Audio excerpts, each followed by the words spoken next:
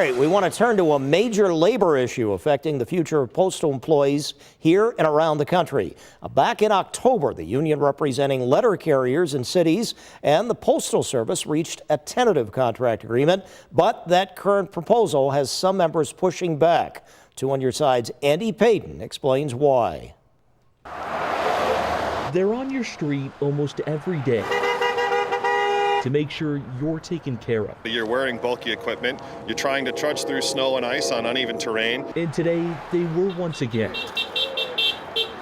just asking to receive the same. It really doesn't do anything to address the needs of the workers. It doesn't do anything to improve our working conditions. Tonight, letter carriers across the country and state, from Brooklyn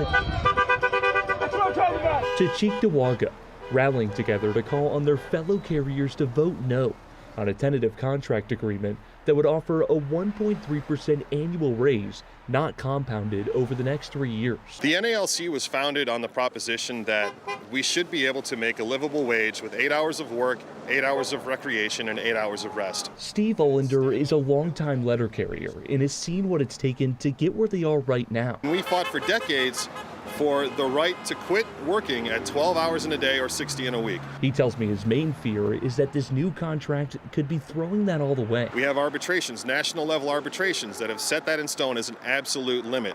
And in this agreement, our national leadership is trying to give that absolute limit away. That's what they're trying to get younger members like Manuel Greer to understand. The contract that's being proposed does not support a healthy work-life balance. And know that voting no, It's a shame that we have to be out here. can still change that. Some of them might be afraid to reject the tentative agreement because they don't know what arbitration would bring for us. And nobody knows, to be honest, but it's hard to do worse than what we were offered.